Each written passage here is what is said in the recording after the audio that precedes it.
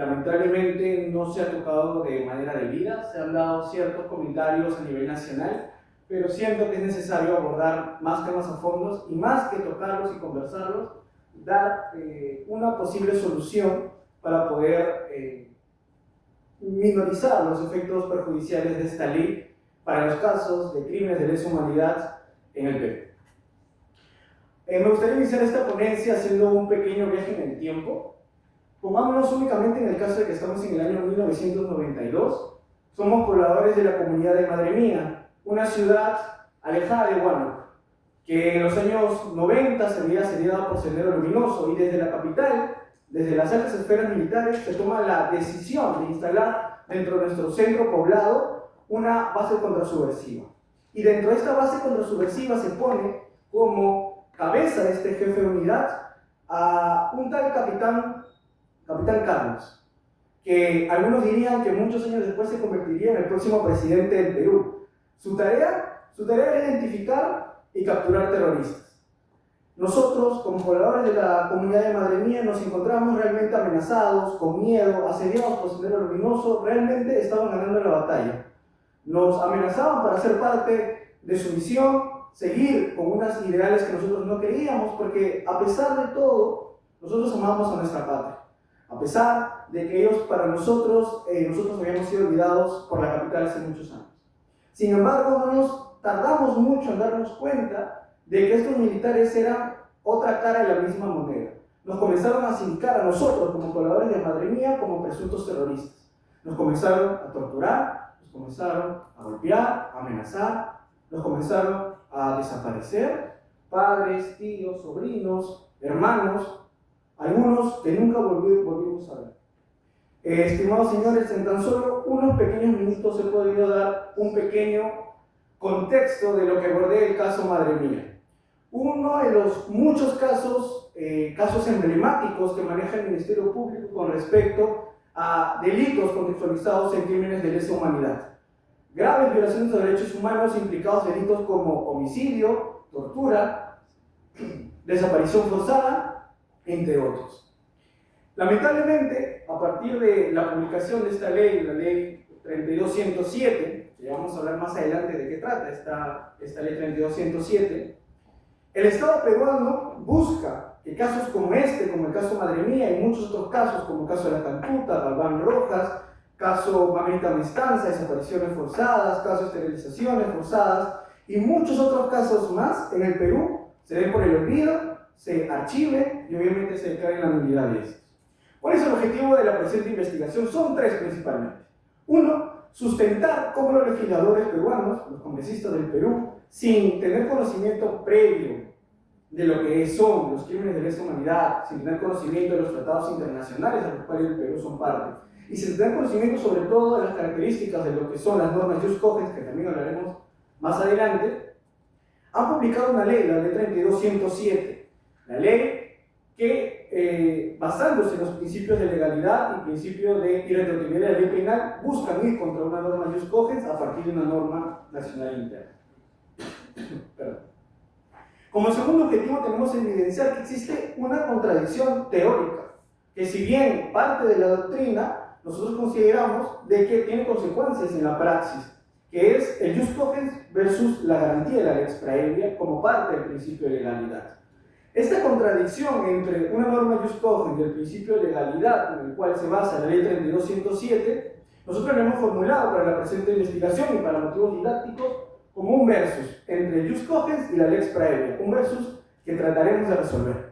Y finalmente, presentar una nueva propuesta basada en la aplicación de la teoría de la ponderación y la colección de principios, que tiene como líder máximo a Robert Alexi y un mayor desenvolvimiento por parte de Manuel Atienza, en el cual planteamos a la colección de principios de la ponderación de estos como una medida necesaria, idónea y adecuada para que los jueces peruanos puedan resolver esta contradicción entre el Jus Cogens y la lex praevia. Sé que ahora de repente suena un poco más complicado, pero vamos a ir resolviéndolo poco a poco. Como primer punto, vamos a hablar qué es el Estatuto de Roma de manera muy minuciosa y cuál es la problemática de su incorporación en el Perú. Como ya la mayoría debe saber, el Estatuto de Roma entró en vigencia el 1 de julio del año 2002 y se originó en base a la reunión de plenipotenciarios de 160 países del mundo. Todos ellos con el único propósito de negociar, un tratado que creara una Corte Penal Internacional permanente y que tenga una competencia, como yo le dije, a nivel internacional.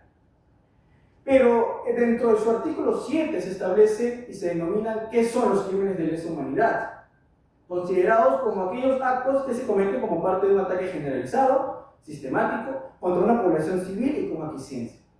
Sin embargo, ¿cuál fue su problema y su incorporación acá en el Perú?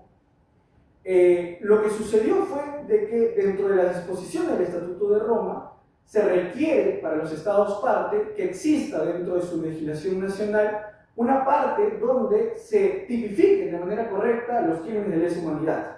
Si bien en el Código Penal vigente peruano existe un capítulo, el capítulo 14, en los cuales se habla sobre los delitos contra la humanidad, y cuenta con algunos de estos crímenes de lesa humanidad, como la tortura, desaparición forzada, estos no son propiamente todos los crímenes de lesa humanidad. Por lo tanto, esta es una de las causas por las cuales el Congreso del Perú se ha basado para poder negar de cierta manera la vigencia de los crímenes de lesa humanidad dentro del Perú, por la simple razón de que no se encuentran en el Código Penal, a pesar de que el Perú había ratificado el Estatuto de Roma.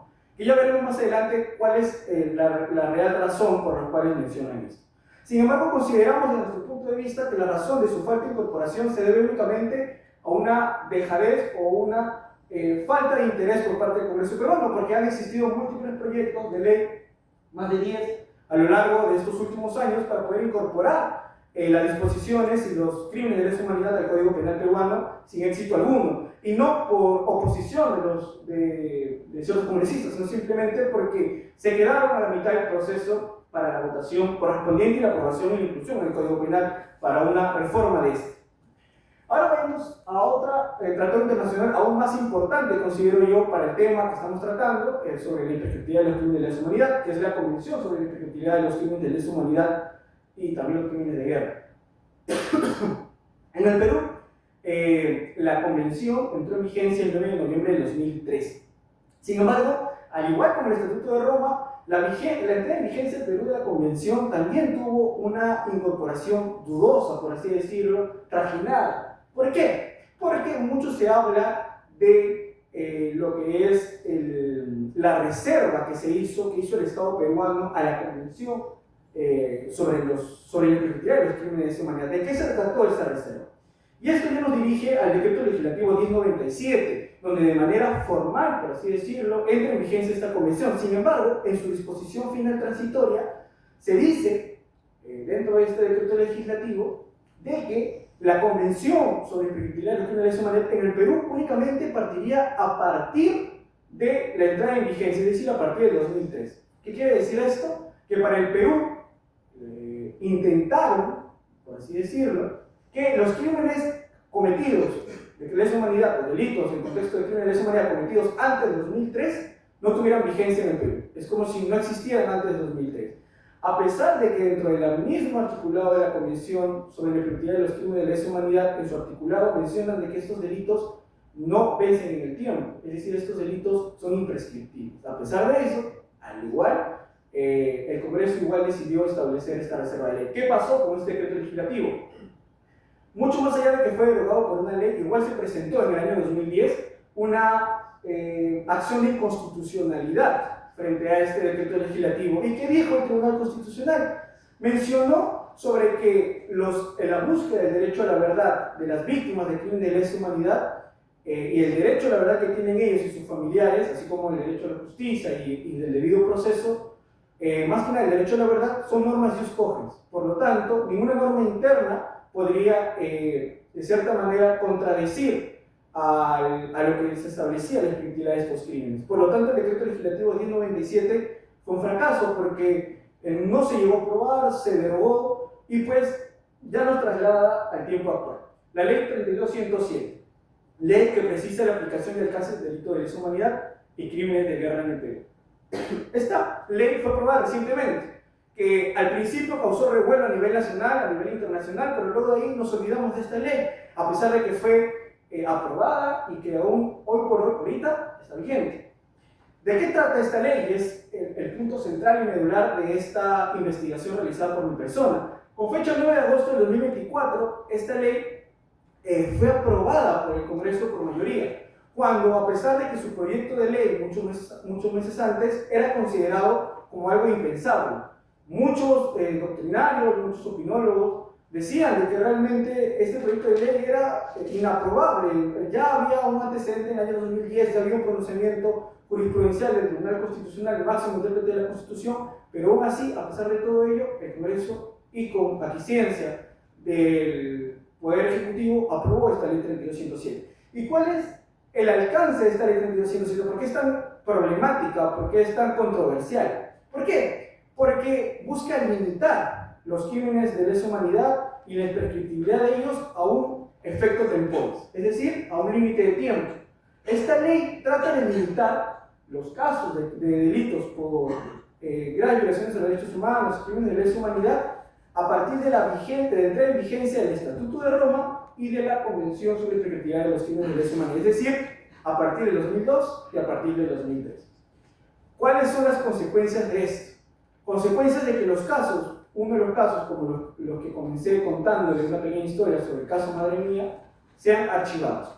¿Qué faculta esta ley 3207? Faculta a los investigados, acusados, incluso a personas sentenciadas por delitos en contexto de crimen de lesa humanidad, a solicitar un recurso de nulidad. Es decir, poder ir a los tribunales peruanos y solicitar al juez titular anular todo el proceso penal, las sentencias de algunos que están ya purgando condena ahorita en los diferentes institutos penitenciarios y salir libres. Que todos estos casos de crímenes de lesa humanidad, casos como Madre Mía, como el más conocido La Cantuta, sean archivados.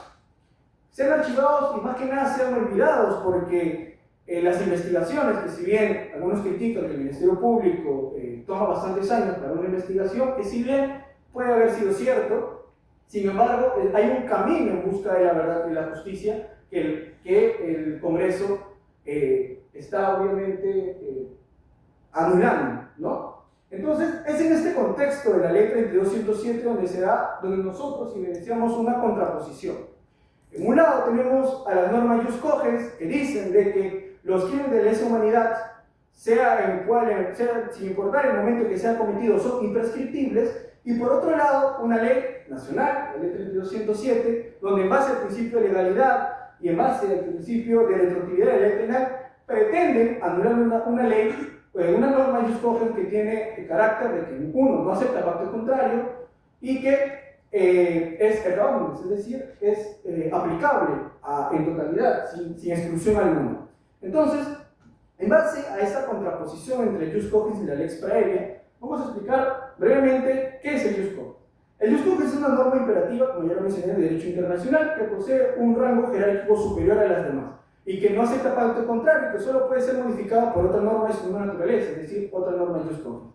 Y por el otro lado de la batalla, como de manera metafórica, nos encontramos el principio de legalidad y más que nada la garantía de la lex previa. ¿Qué quiere decir? Una ley que de cierta manera tiene que estar existente antes de poder sancionarlo, por así decirlo.